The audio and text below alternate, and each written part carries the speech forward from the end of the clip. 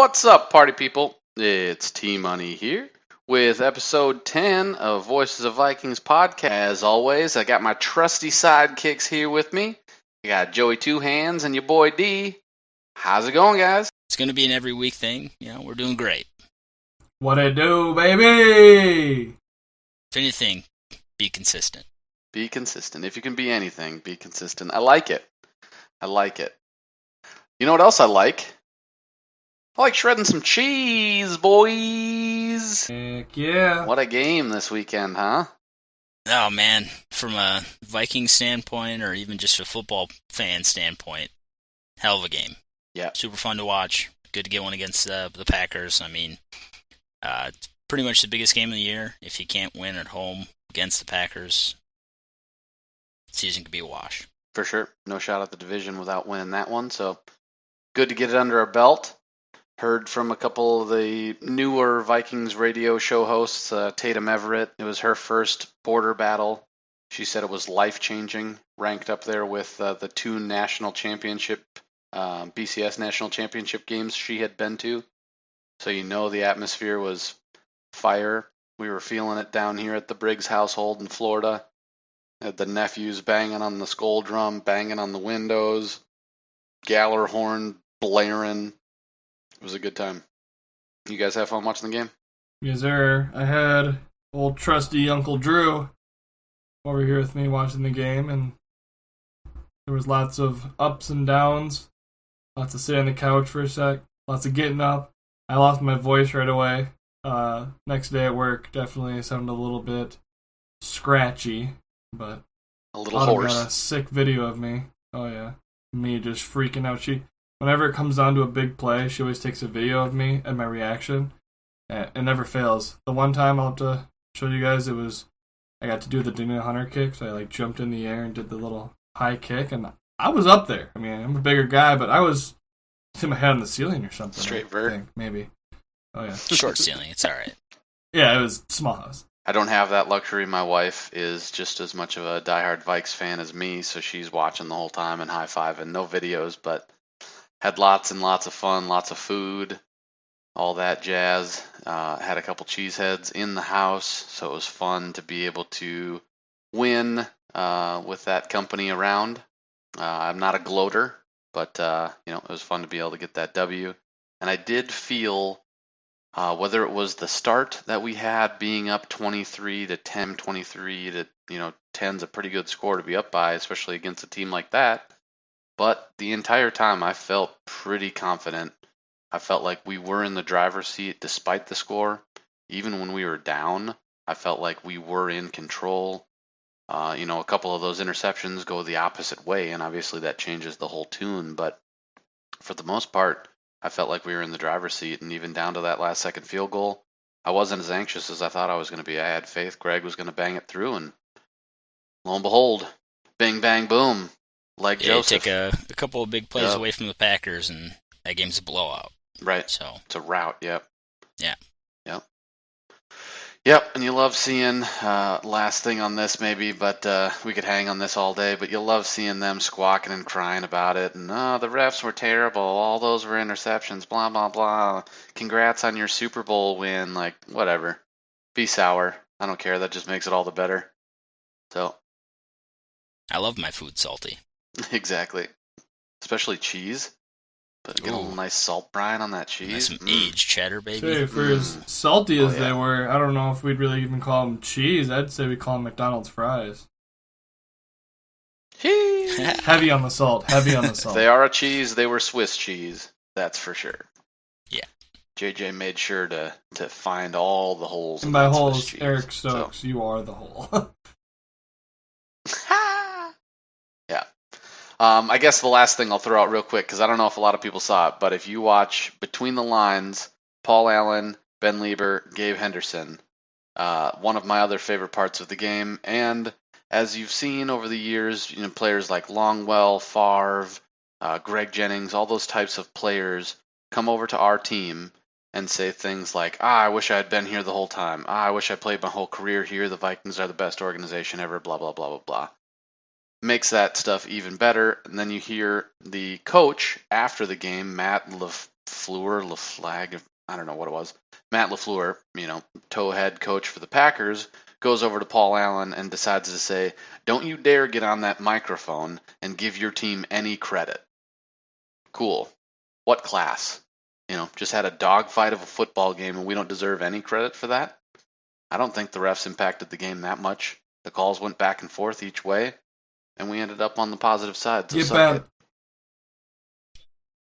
Top to bottom, that organization, man. They're Classless. salty. They're upset. Yep. Love it. So, cool. Well, like I said, we could talk about this all day, and I'd love to, but we already spent 45 minutes before the podcast talking about this too, so we'll add that as the director's cut for this segment. So, real quick, let's chat about how that game did impact the standings. I'll keep the same plan for this, so I'll take the cheese. Obviously, that drops them down to 8-3. We sneak a little bit closer at 5-5, puts us in that kind of 3 games behind with a game in hand. We're 2-0 in the division, so looking good there. That makes them 2-1 in the division, so we win out in our divisional games, and we'll be right in this thing. So I know the Bears still hang in third, so how'd they do, D? They lost a close one to the Ravens and their backup quarterback, Tyler Huntley. They're having a pretty rough one this season. I think Justin Fields may or may not be injured. I don't know what the timeline looks for that or anything, but just a struggle bus. They head and play the Lions tomorrow for Thanksgiving. Obviously 2 teams that are struggling, so don't know how that game's going to quite go, if I'm being honest. Toilet bowl. Somebody's got to win. Maybe. That's what they said about the Steelers and Lions. And I can tell you right now that nobody won that. Right. Good stuff. Well, we know where the Lions are headed then tomorrow for that Thanksgiving Day game, but how'd they do last week, Joe? Lost a close one to the Browns. Just can't seem to finish a game. Can't seem to find the right formula to win one. Puts them at 0-9-1 on the year. Like Dee said, they play the Bears tomorrow on Thanksgiving. Today, if you're listening to this tomorrow, which I assume it'll be up tomorrow. But either way, similar again to what Dee said. It's going to be a battle. It's going to be a dogfight. Someone's got to win, or they don't. I guess, regular season, you could get another tie. Right. And as I was sitting here thinking about it, I wish I would have looked up the last time a team had 2 ties in a year. It's probably been a while. If ever. Because I could see it happening again. Yeah. I don't know. But in this case, I don't know. But I'd love to see the Lions win one. I would love it. Go Lions. They're, division rival, air quotes, but you also can't hate them. It's like a little stepbrother that just can't figure it out. You can't hate him. You gotta love the little guy. So I hope they can find one this year. True. It doesn't even look like on quick Google that there have been many seasons where there have been multiple ties between any teams.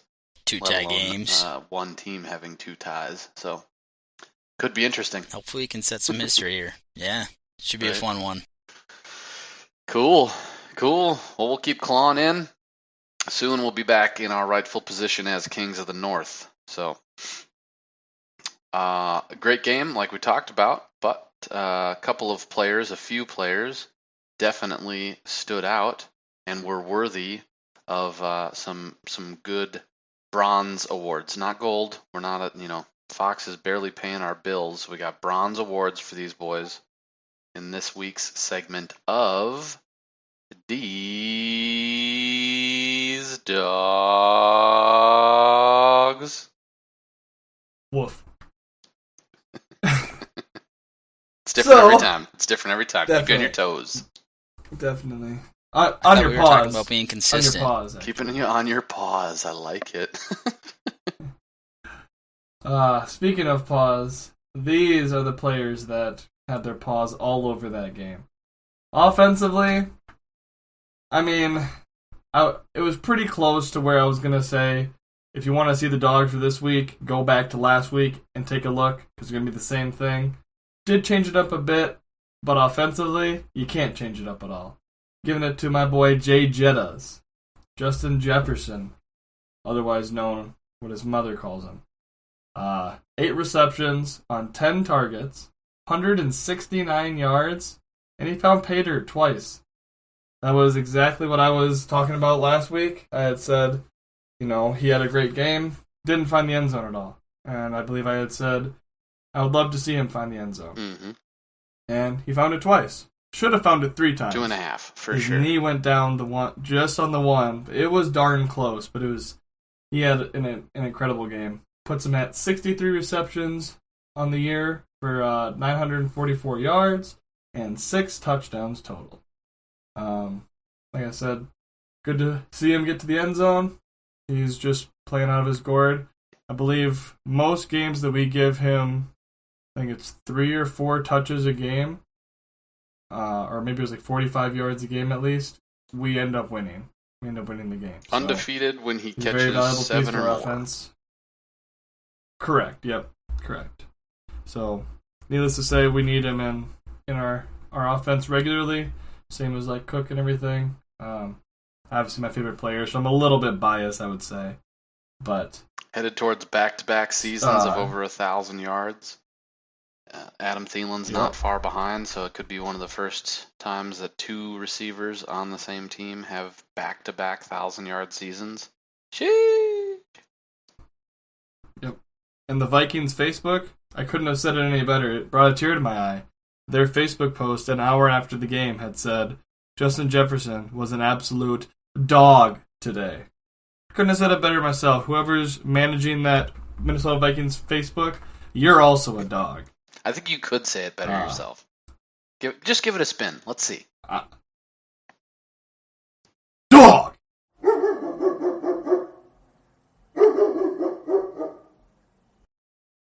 Defensively is where I'm going to switch it up a little bit. I'm going to give this one to Ya Boi Armon Watts on that defensive line. He had 4 combined tackles. He had 1 sack for 8 yards and a forced fumble. Puts him at 28 total tackles in the season, 14 of those being solos, 3 sacks, and 2 forced fumbles. Not too shabby for the guy. He's becoming a great asset to our defense and defensive line. Hunter out. Obviously, we all heard about Everson Griffin's unfortunate mishap today. Hopefully, he gets the help he needs, and prayers are going to him and his family that he can get some stuff figured out. I know mental health is not something to joke about, so it was unfortunate to hear that. But Armon Watts has done a great job with our defensive line issues going on, that he's stood out. He was a guy that you might not have heard much about him right away at the beginning of the season, but he is becoming a very good asset for us. So, Armon Watts, dog! Then I'm going to hop over to the honorable mention, which is not going to change. It's Ya Boi, the Grade 8, otherwise known as Kirk Cousins. Not Kirk brothers, not Kirk sisters, not Kirk nephew, Kirk Cousins. 24 for 35, 341 yards, 3 touchdowns, and no interceptions. I know if you're a Packer fan, you're sitting there probably saying, he had 2 interceptions. Yeah, get bent. 0 interceptions. Puts him at 255 for 374 on the season. Just about 2,800 yards, 21 touchdowns, and only 2 interceptions. Yes, sir.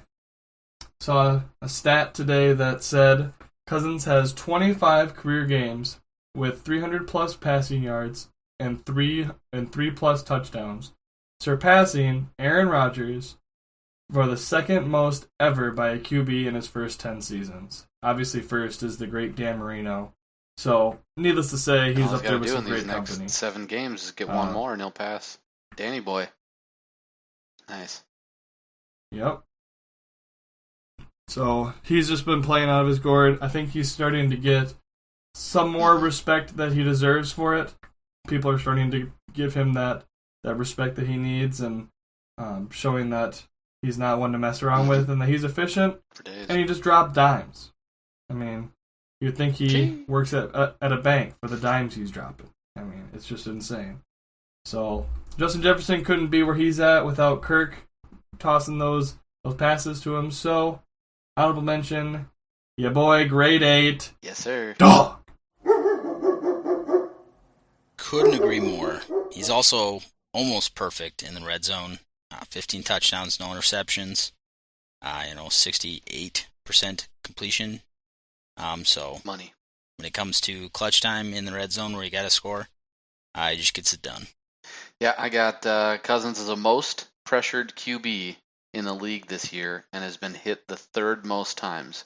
Yet, he has the least interceptions of any quarterback, throwing over 50 passes, and he's 5th in TDs.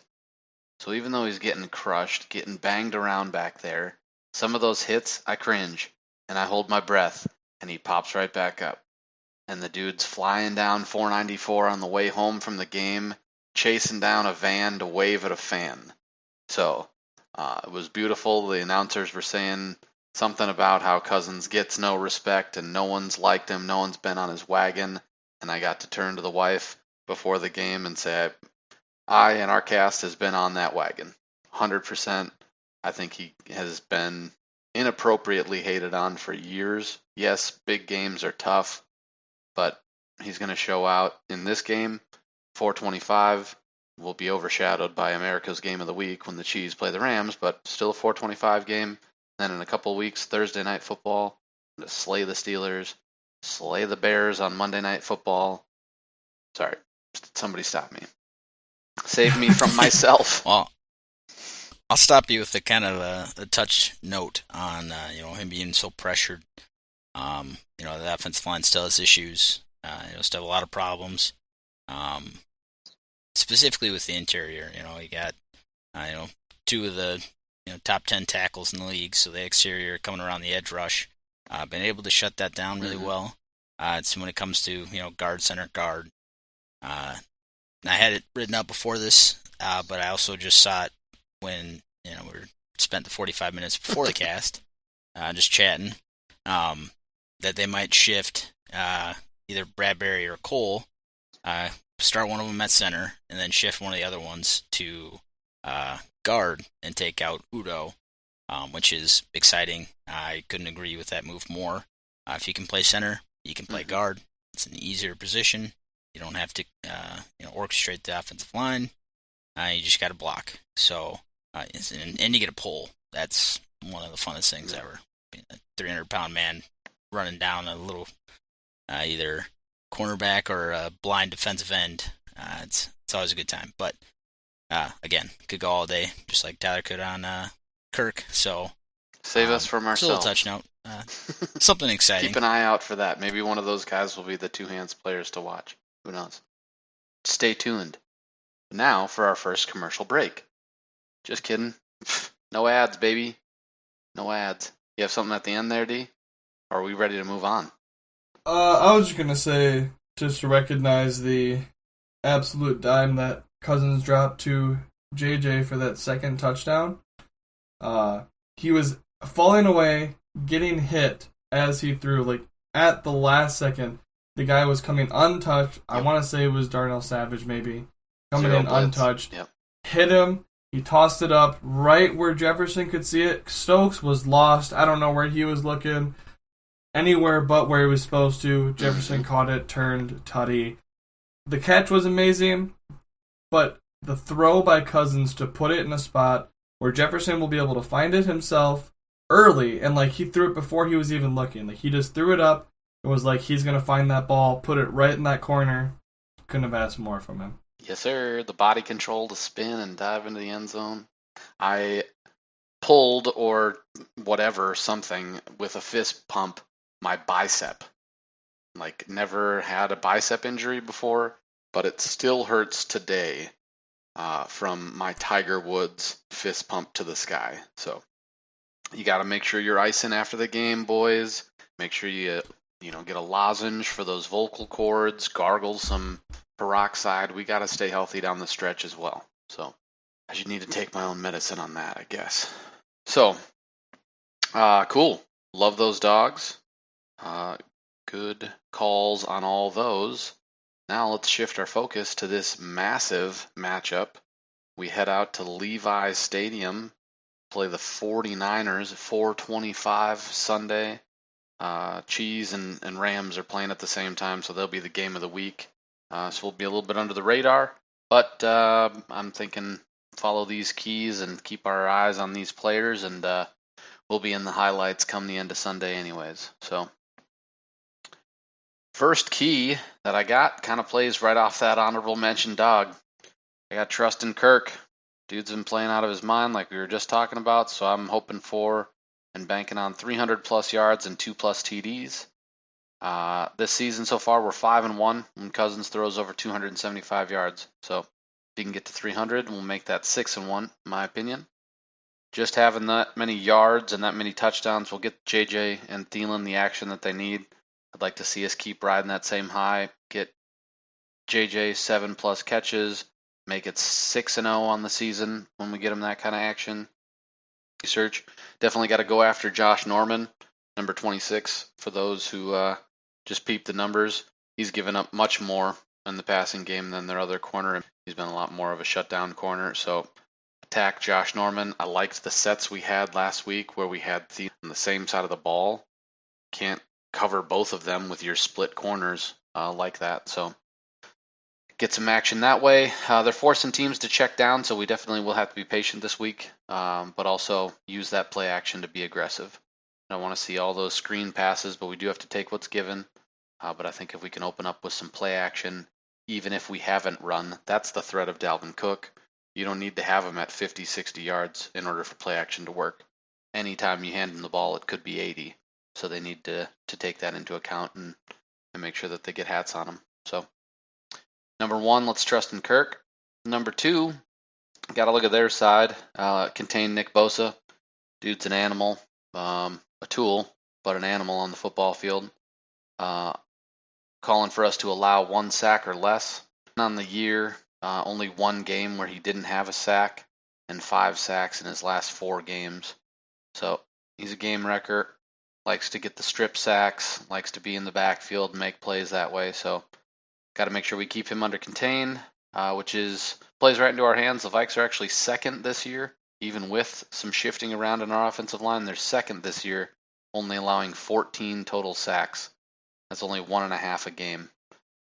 For as young and kind of patchwork as our offensive line has been, that's an insane place to be. They're really gelling together. I think a lot of that goes to Brian O'Neill's leadership. Darisaw getting healthy at the right time. You love to see it. So 1 sack or less for Bosa, and I think we're on our way to closing this puppy out. That third key is going to be the turnover battle. I'm calling for us to be +2, so that means getting 2 interceptions or fumble recoveries more than we give up. Currently, we're +6 on the season, and they're -5. So they like to give that rock away, and we're pretty protective of it. So I think this one plays right into our hands. Their defense does not allow much run or pass, so I think we need our defense to create a few extra offensive possessions by turning them over. Let's get an interception, let Cousins work, get the offense in rhythm by running a few drives back to back. So win that turnover battle. The last little honorable mention key, because that's just what we do around here, right, D? 49ers are 1-4, 4-1 on the road. So whatever that is, they go out and party too much Saturday nights before the game. They're embarrassed playing in front of their wives and families, whatever it is. They do not like playing at home. Let's take advantage of that and put them down to 1-5 at home this year. That's it. Follow those 3 steps, Zim, and Kubiak. We'll be out of here. We'll be 6-5. Solidify our spot in 6th in the conference. Get another huge win as a tiebreaker as we head down the stretch into the playoff matchups battles. Yeah. Couldn't agree more. Going into these next 5 games, we were talking about it again before the cast. They're 5 winnable games. You got to take it 1 game at a time. That's the way to do it. Those 3 keys. If you can take this first one, I think we'll be off to a good start, and we'll be able to extend this winning streak. Yes, I sir. agree. I 3 in a think row. Deebo Samuel, also one of their wide receivers, is going to be one we got to kind of contain. He's very big dual focus kind of wide receiver. He's been taking a lot of snaps as running back in the backfield there too. So we've got to be on our toes there.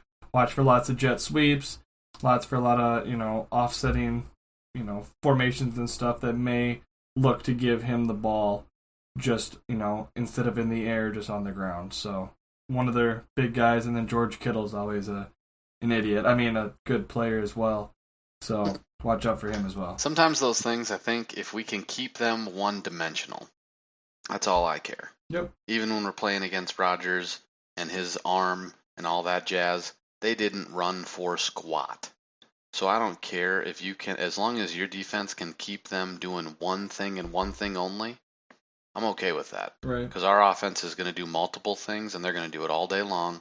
They're going to wear them out, and we're going to score points, no doubt. Right. I've heard Good Morning Football talk about us being the best offense in the NFC. It's a lot. I agree. But, I mean, we've been scoring over 30 points a game. That's unheard of in a league like this, especially. And so as long as our defense can, fine. Deebo Samuel, 2 touchdowns. I don't care. Our offense is going to score more than that. So as long as we hold them down, bend, don't break. Like I said last week, I was yelling that all day Sunday. We got this.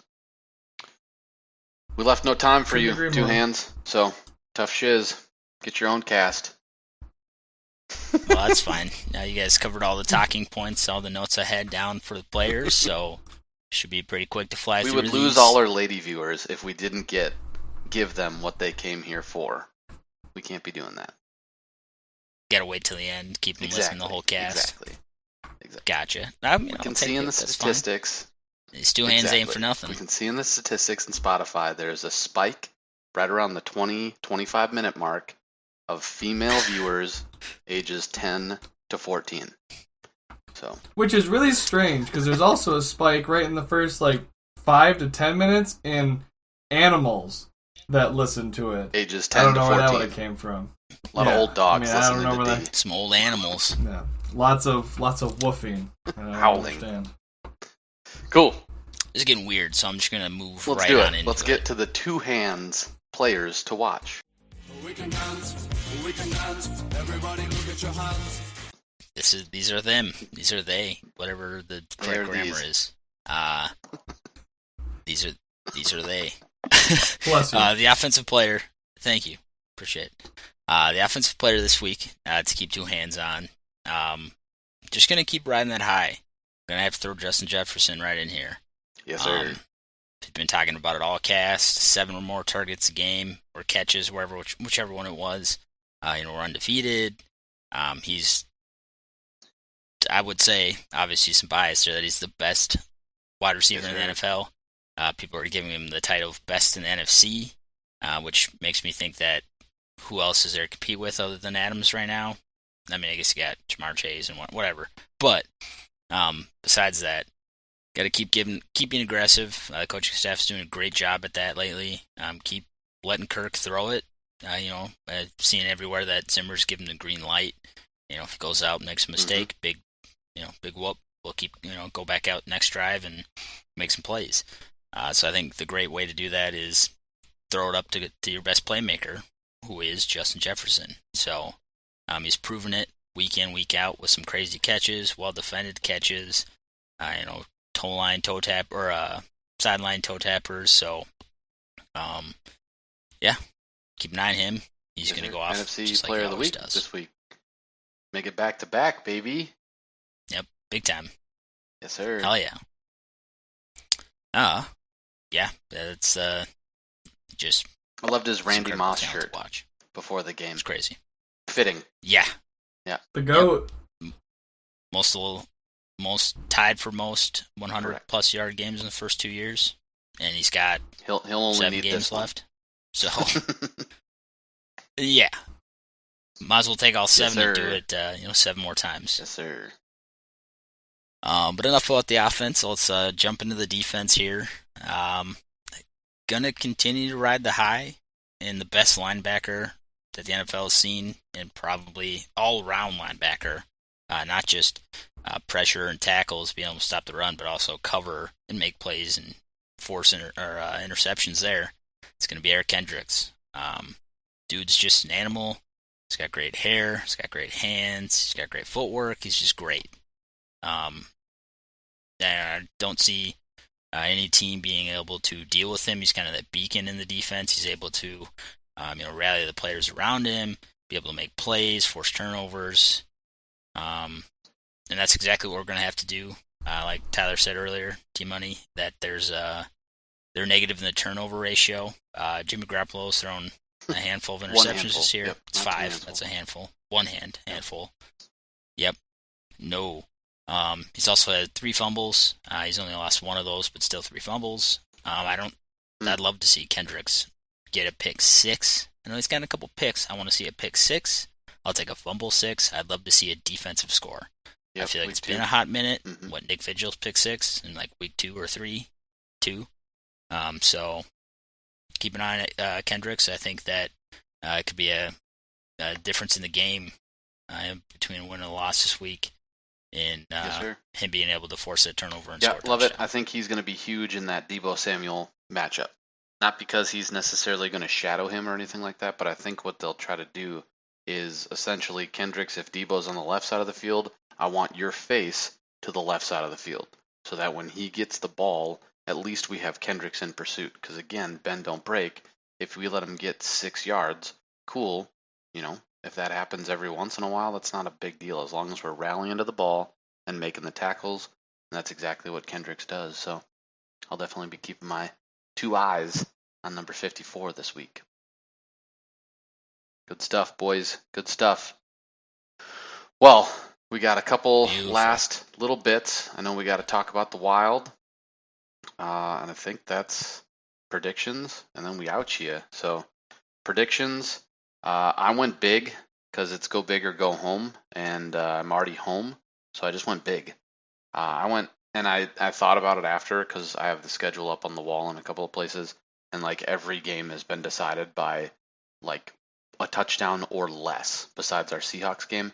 But I went 41-27 because we beat the Packers last weekend, and I'm riding high. So we're going to have 5 tutties. Leg's going to get us a couple field goals as well. And it's going to be a great Sunday to end a 4-day weekend. So 41-27, Vikes, baby. Love it. Absolutely love it. Going to tone it down maybe a little bit. I think the defense maybe comes up with another stop. Maybe the offense takes one of those last drives before half or into the end of the game, just runs out the clock. I'm going 34-24. So 1 less touchdown for the offense there. Like I said already. Then 1 more drive stop by the defense. So 34-24. SKOL, Vikes, baby. Obviously. What do you got, D? I have to say that. I got something kind of similar.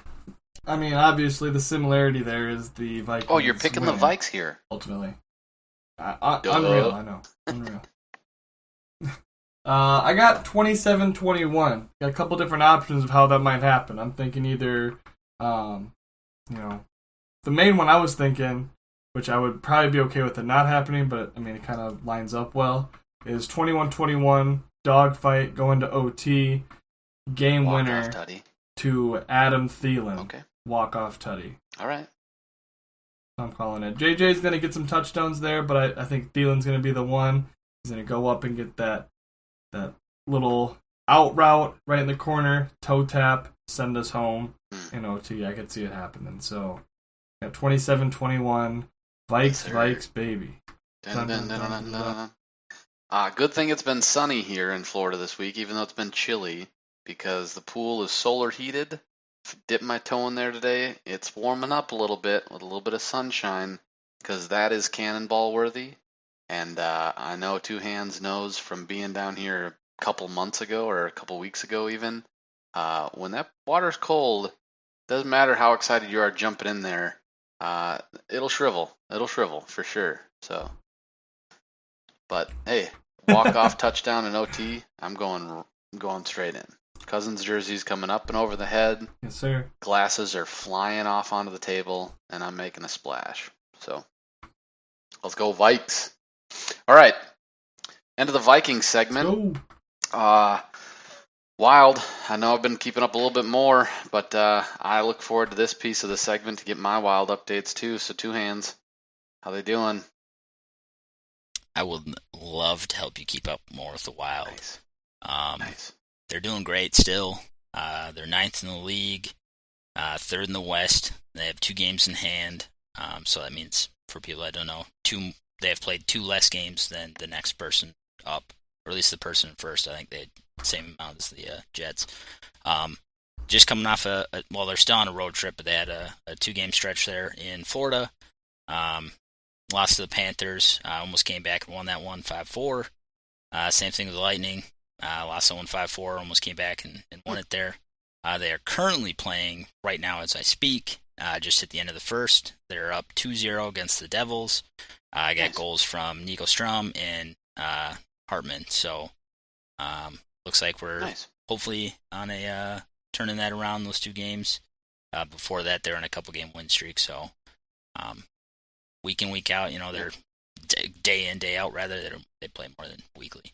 But fun team to watch. If you're a Wild fan or a Vikings fan and want another team to watch as well, the Wild's that team. Sounds like, though, maybe there's a little competition for the old state of hockey. I mean, 2 Florida wins both those games. I mean... Dude, people love to argue this. I've talked this so many times with others, because I went to school or college in Wisconsin, where there's a handful of Blackhawks fans there, and they're like, "Why do you guys call yourselves the state of hockey? Because you always lose in the playoffs, and always lose. You're not professional team's not very good." That's not why we're called the state of hockey. We're called the state of hockey because the attendance at every single one of the high school hockey championship series. Every single one of those attendance games are more than the highest NFL game or NHL game that year. I mean, it's insane. It's incredible, the high school teams. But, sorry. I know you knew that. You got to share it for the people. Yeah. I hear it, and my eyes go black and just start talking. I saw it happen, and that's why I said it. It's like when in between the lines, Gabe teed up PA to talk about Eric Stokes getting killed. I teed you up to get you fired up a little bit. Got to give the people what they're looking for, a little fire, a little two-handed fire. Ooh, I will get fired up. I'm wearing my jersey now. It's outdated, it's Koivu, but... Still. SKOL Wild. Cool, dudes. Well, we're over again. Were you raising your hand, D? This isn't kindergarten. Skolling. Got it. I couldn't tell if it was your left hand or your right hand, but that's how I would differentiate between raising your hand and skolling. So, but we did it. We're gonna get fined again by Fox, but that's all right. Who cares? They employ Joe Buck, so can't really take what they say seriously, anyways. But I hope the both of you have a wonderful Thanksgiving. Anyone listening has a great Thanksgiving. Anyone listening subscribes to us on Spotify. We got a Facebook account now, so you can friend us. You can like our posts. I'm trying to post during the games.